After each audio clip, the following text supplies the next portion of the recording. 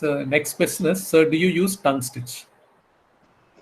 Yes, we use tongue stitch if the anesthetist wants us that if there is glossoptosis or the airway she is not happy, or you feel that this child is not going to be very cooperative, especially if the child's a Robin, or you have done a buccal flap, lengthening of the soft palate. By the way, when you do a buccal flap, all kids snore. Every kid without exception snores because the palate has become nice and long, and so it's in these cases we take a tongue stitch.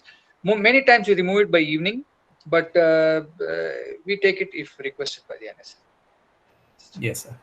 Or we feel that there is anything that is the slightest worry, better to be safe. Yes, sir. Next question is, if you develop a fistula after palatal repair, when do you take up for fistula closure surgery? Good question. If you do a child, say at the age of 1 year, and the child develops a fistula, and the child comes back to you first of all, you can't do anything. You can't close the fistula. It will certainly recur. Now, the problem that you have to face is the child comes with nasality. How do you know that the nasality is due to this fistula or because of a primary failure of the palatal repair? Dr. Thatte used to say that the fistula is sometimes just the tip of the iceberg. If you see a fistula, it means it's the end result of a lot of stuff that has probably gone wrong. So we are not in a hurry to close a fistula, especially a hard palatal fistula, because it can very easily be covered by a palatal obturator. What we are more interested in knowing is when the child turns 3 or 3.5 or 4, whether the cause of the speech problem is because of air leak through the fistula or because of a posterior pharynx palate mechanism that is not working. So in all these cases, if we can get a dental plate fitted, we check the speech before and after the plate. Many times the child is cooperative, the child is very happy. You tell the child to chew some gum. You chew some gum and use it to plug that hole, and then listen to the speech before and after that. And if you find that merely by occluding the fistula, there is a significant improvement in speech, then you are justified in just closing the fistula. If it is equivocal, you have to redo the whole palate, in which case you don't want to waste another foolish step by just closing a fistula when that's not the problem. It's just the tip of the iceberg. So you need to make sure that the fistula is symptomatic or not. If it is symptomatic fistula and solely because of fistula, you can close it. If you feel it is part of a larger problem, then you have to wait till you are able to successfully evaluate the child and then redo the whole palate. This is my philosophy. Yes, sir. Clear, sir. The next question is, if you use monofilament suture for oral mucosa, won't that be irritating the tongue for the child? For a very short time, yes, it is true, it does. But then we keep our knots, we keep it short, we make sure it doesn't poke. But yes, it does irritate the child. I agree. But still better than a braided suture where all sorts of things get stuck there. Yeah. So the next question is, how much should the width of the posterior pharyngeal flap be? That is determined by how much of the medial movement of the lateral. If the lateral walls are not moving, your posterior pharyngeal flap is doomed to failure. It depends upon how much the lateral walls are moving. In fact, if you do an AP video fluoroscopy, if you do an anteroposterior video fluoroscopy, you'll probably be able to see how much the lateral walls are moving in. And what we used to, when we learned, they used to say keep a 12 French catheter. Just keep enough space for a 12 French catheter on both sides and then raise the flap and suture it. So but you need to make sure that it is wide enough that the lateral walls are meeting it. If it is less, it won't work. Yes, sir. Is lateral incision required in small size of cleft palate, even if it can be repaired with medial incision only? No, it's not. I have talked on it last time also, that you don't need a lateral incision to do any of the maneuvers that you need to do a successful palatoplasty. You only need a lateral incision if the oral mucosa is not coming together and you need to mobilize it medially, leaving raw areas on the side. You can do everything through a medial incision. You only need a lateral incision if your oral layer is not coming together. We also take it, but we take it at the end.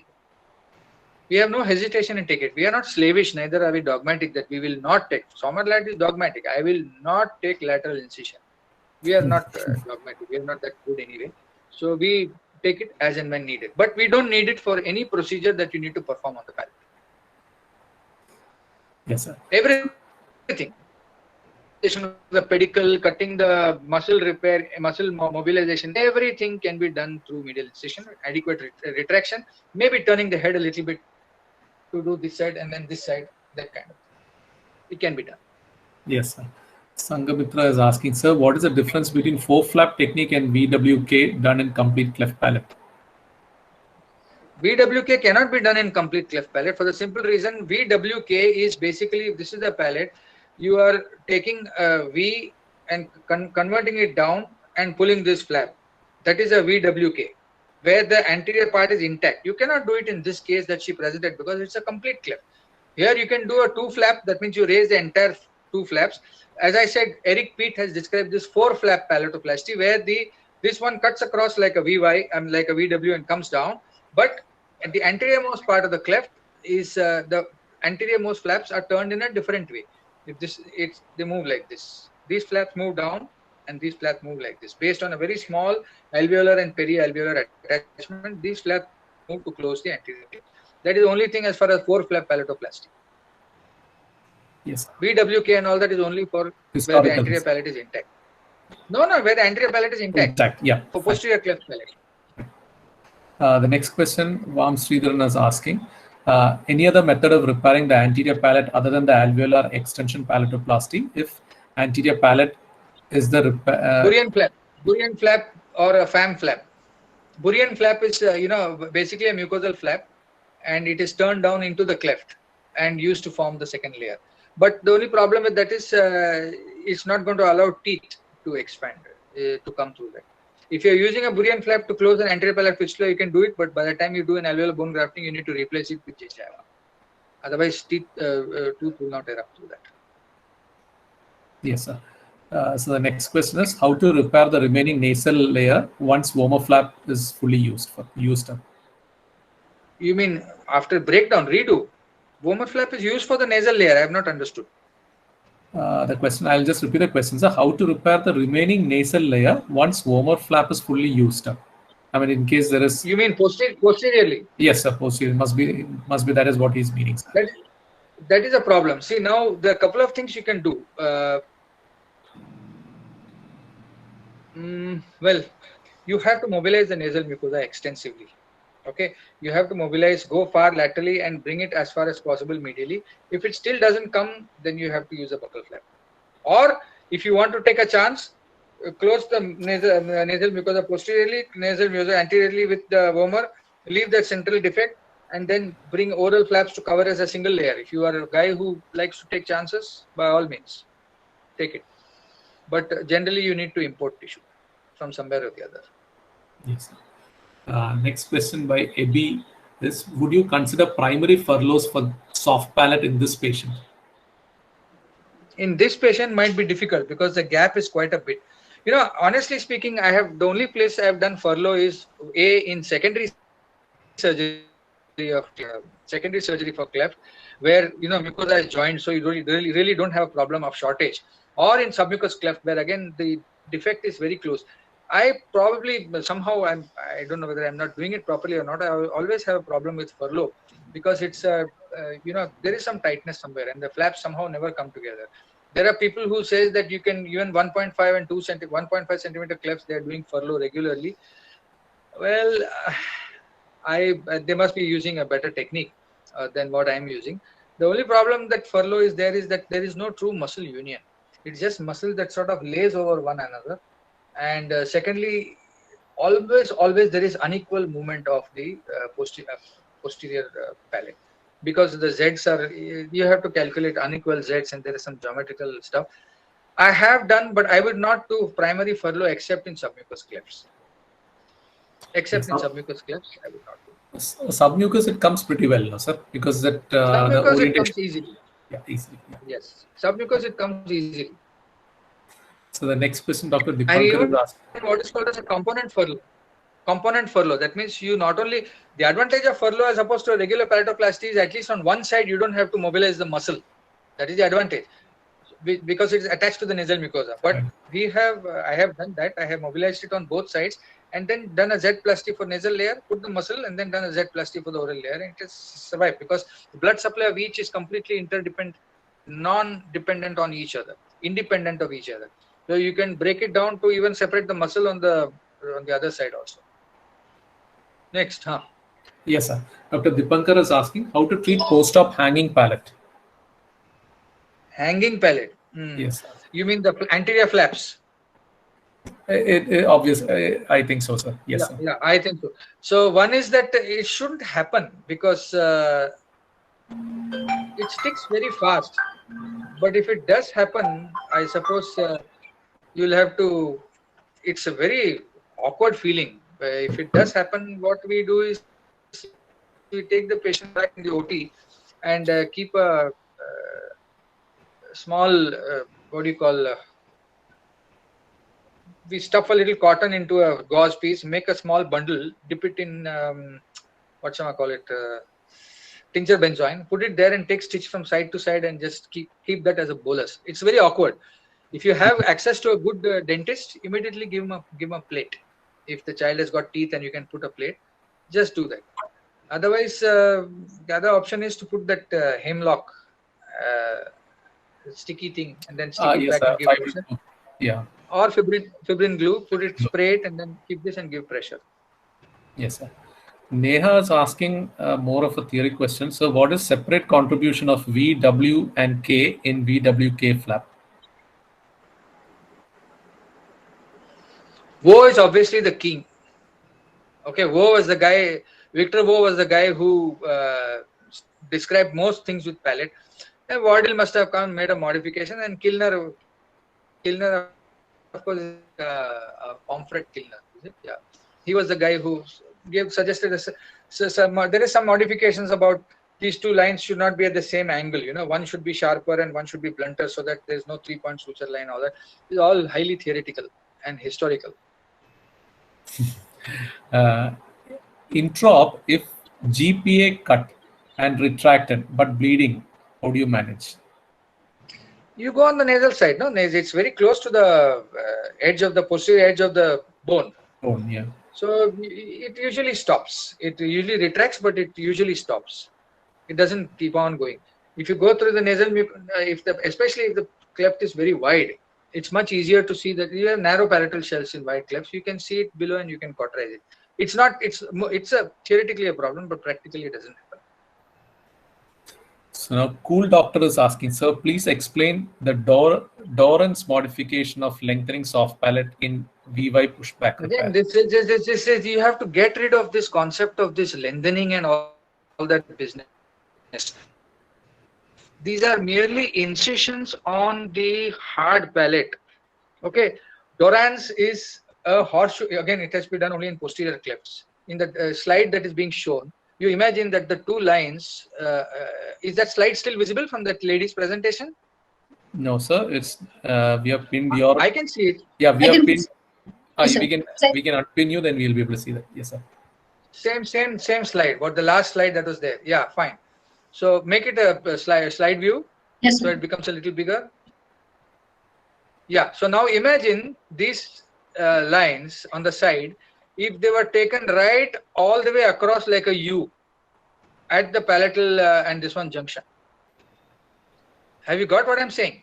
These lines have stopped. The lines, Langenbeck lines have stopped. Let's say they have stopped in the region of the premolar, right? Now you continue along the same incision till it forms a nice horseshoe incision. The advantage of that, what's so-called advantage of that is that if you cut one side greater palatal artery, through the continuity of the flap will survive. But the disadvantage of that is when you bring this thing together, you leave a horseshoe-shaped secondary defect in the hard palate, which means that the palate is going to contract like crazy. That is the problem. That is the problem. So the Dorrance basically is nothing but a single incision. It's like lateral incision taken right across. Obviously, it needs to have an intact anterior palate. That means it can only be used for posterior clefts. So an intact posterior anterior palate, you take a U-shaped incision all along and then raise the whole thing as one mucoperiosteal flap joined in the center across the midline, so that in case you you damage one side of the greater palatine, the blood supply theoretically across the flap will make it survive. That is the Dorrance. So he's asked another question. Is there any benefit in closing the lateral raw areas with loose sutures and demerits of closing? Yes, there is a lot of benefit. In fact, there is a technique. Even sometimes you notice you take the lateral incisions, you move the flaps together and close it. You are able to close it. It takes sutures.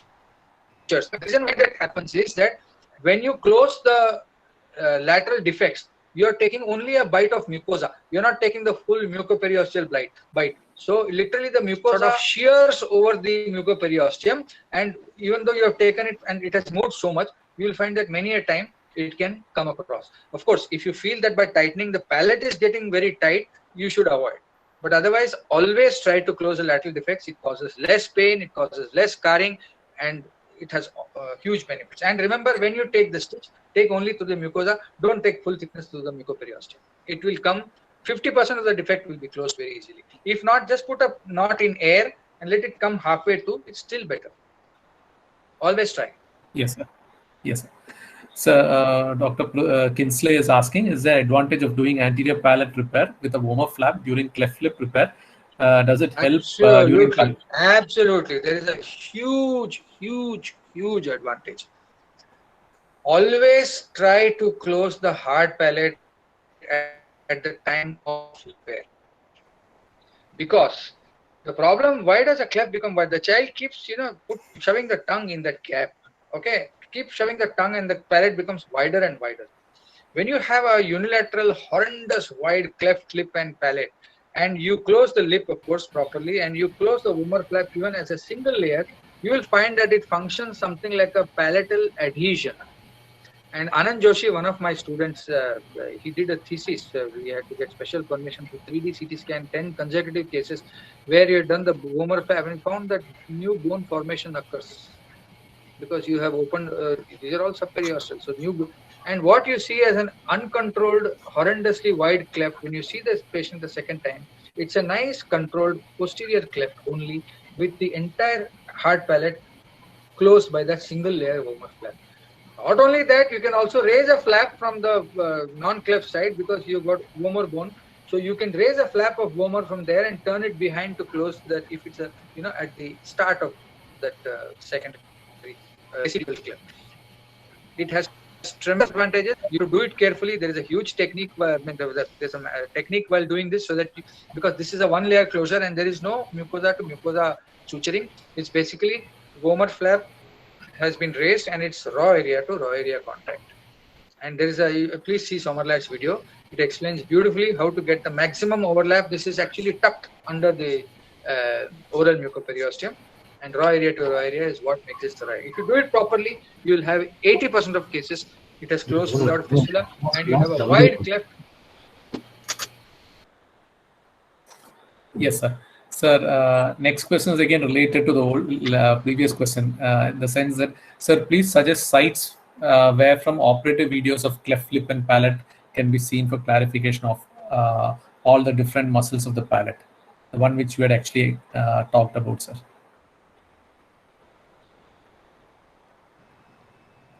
Oh, I think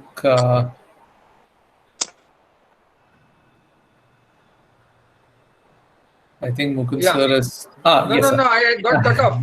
Okay, sir. I'll repeat the question, sir. So, yeah, sir, please suggest the sites where from operative videos of cleft lip and palate are to be seen for clarification of all the different muscles of the palate, etc. Smile Train, Brian Sommerlad's video, you write to him, he will send you a copy. Because Zeiss had they had coordinated with him because he did everything in done under a microscope. You cannot get a better exemplification of cleft palate surgery than under the microscope done by Sommerlad. Every single muscle, every single stitch. Smile Train sends you these videos. And if you write to Sommerlad directly, I think the Great Ormond Street address, one of my boys you can contact. I think they have copies. Or anybody who's in Smile Train, they'll happily send it to you. And if you see the animation videos, the part 2, part 3 and all that, where Cutting talks about this alveolar bone grafting and all, they're a brilliant set of videos. Absolutely brilliant. Thank you, sir. So Vam Sridharan has asked another question. Why mucoperiosteal flaps are raised on the palate? Why not a mucosal flap? Other than ease of elevation and reduction in bleeding, does it improve the vascularity of the flap? Will leaving Yes, periosteum yes to behind all. reduce? Yes Will to all. Yes to all. Yes, sir. It is There's a natural plane. one more part of the question, sir. Will leaving periosteum behind reduce maxillary growth disturbances? Maybe a bad No, question it too, won't. sir. No, it won't. It won't, because it won't. The thing that affects maxillary retrusion is if you are fooling around in the posterior one third of the maxilla, beyond the greater palatine foramen, space of Ernst. All these things you do only if you have to do, because these are areas you screw around. They are the maxillary growing areas. Secondly, the natural plane is subperiosteal. You just, next time you do a palate, just take an incision on the side. See how much the bloody thing bleeds. The moment you complete the incision and raise it fat, the bleeding stops. So the natural plane is subperiosteal, and that is the plane that should be done. It is almost impossible to raise a flap without periosteum. You can do it, but it's extraordinarily bloody. It's like taking a forehead flap frontalis. Theoretically, you don't need the frontalis muscle, but try next time. Try. It bleeds like a stuck pig. Okay, the natural plane is subfrontalis. You have a nice loose aponeurotic. The flap is raised in 5 minutes. Likewise, this is a natural plane of elevation and must be stuck. Yeah, and Vamshan, that is not a bad question, right? That's a very important question that you asked. Okay, Joseph Kartadi is asking one question. After the primary repair, how long should we wait before a fistula closure or redo palatoplasty is, if required, is to be done?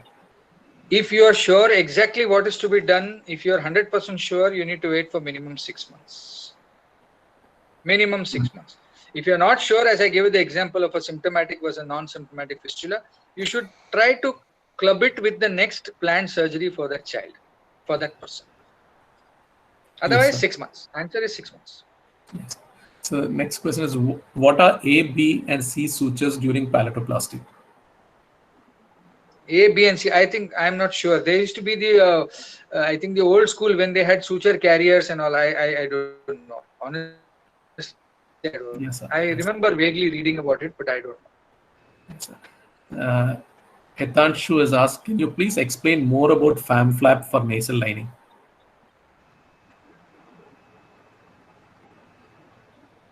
As I said, the FAM flap is a facial artery musculo-mucosal flap. It is charted based on the tortuous path of the facial artery from this part. It goes like this. Okay, so you either use it as a flap based here or based here. You open the mouth and put a Doppler, mark out the external course, confirm inside, and the incision is, the flap is around 1.5 centimeter wide. It can be either based here, in which case it can be goes into the mouth from here. It can be used for large anterior palatal defects if there is a gap in the between the alveolar, or it can be used from behind the tuberosity. If you take it as a posteriorly based flap, it comes behind. And I'm surprised Hitanshu has not seen. I think my AP Dr. Amar has done at least a couple. So then you take it behind the tuberosity, because the fact that it is not limited by any particular thing, except you can take it for huge lengths. You are incorporating the facial artery in the flap. You sacrifice the facial artery on that side, and it can be used posteriorly, in which case it will come behind the tuberosity. And if you want to bring it from anteriorly, it has to come through the cleft. Yeah.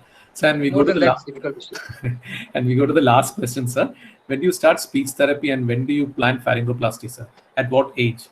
No, I don't do pharyngoplasty at all. But in any case, if you do start, if the child going to school, there is a significant problem or complaint from the teacher that absolutely intelligibility is very zero, you need to do a lot of things. You need to IQ test the IQ of the child. You need to take the parents into and find out what they are teaching the child. Then you need to sit with the therapist and find out whether it's a surgically correctable solution or not. If it's merely articulatory errors and the nasality is very, very minimal, you can't do anything surgically. Finally, you need to take a call about doing active investigation. Speech therapy has reached a plateau. Now you do your nasendoscopy or a lateral video fluoroscopy and find out how much the palatal is moving. Your first aim is to try to restore, redo the palate and improve the movement of the palate. That should be your first aim, whatever it is. You cannot consign the patient to a superior pharyngeal flap directly. It is criminal because it has tremendous problems. And I've heard of cases where they actually had to disconnect it because of sleep apnea. So a lot of these people end up with sleep apnea. So then when you're fully investigated, your first job should be to try and redo the palate. so that the mechanism is functioning as well as possible. If everything fails and you know for a fact that the anterior posterior movement is severely curtailed, lateral movement is good, you can try a pharyngeal flap. Till then, no. I will do it at the point of a gun. So, any particular books that the PG should be referring to for all cleft lip and palate, sir?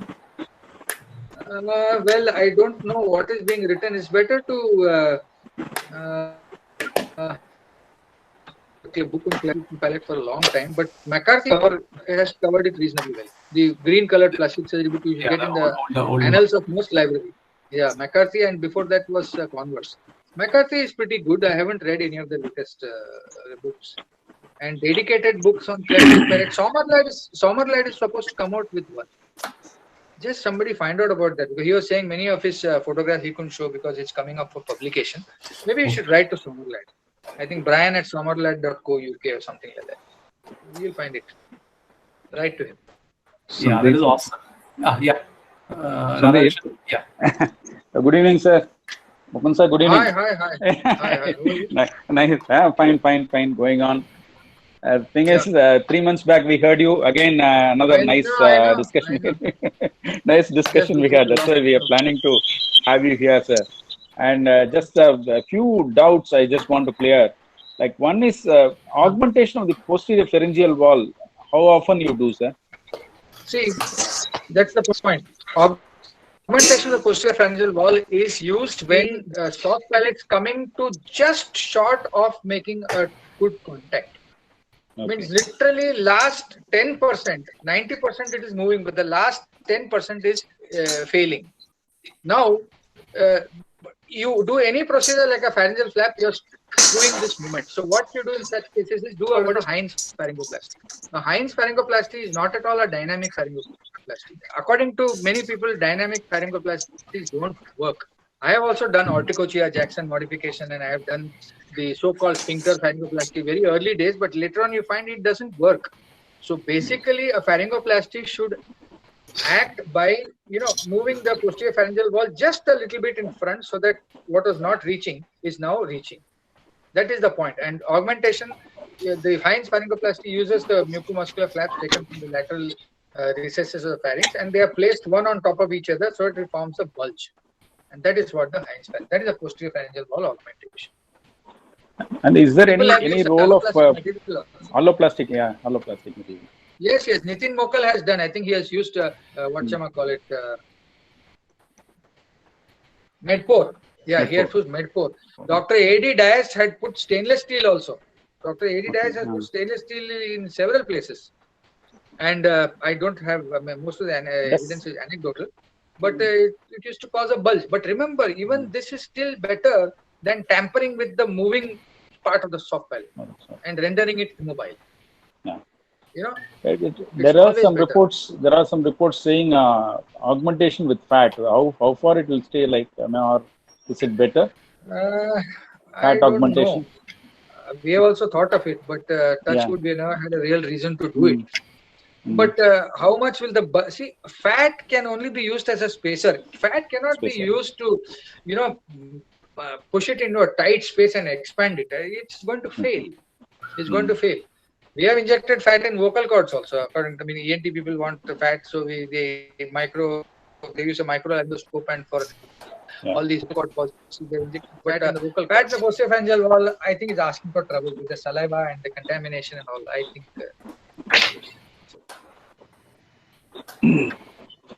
So thanks a lot, sir. Anyway, a nice, nice topic and nice discussion we had the weekend. We were always looking for it.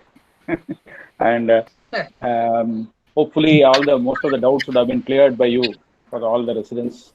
I also hope. Thank you very much, sir. It was a pleasure having you here, sir. Yeah. And you would have noticed that almost all the people were there throughout the 2.5 hours. We have actually passed 2.5 hours, and everyone was there the full time. They were all listening to you. They were mesmerized by your talk. And a lot of teachers also who are actually part of it, and I think Ratnanjali also had actually done a good presentation. I'm sure you would agree to it, Ratnanjali. Yeah, good presentation. Yes. Good. Yeah. Hello, sir. Thank you. Hello, I am Kingsley, sir, from CMC Vellore, from our institute also. Thanks a lot for organizing. My pleasure. Bye. It's a very nice discussion. Sir has covered entire topic very well, which is very useful for the PGs. Thank you, sir.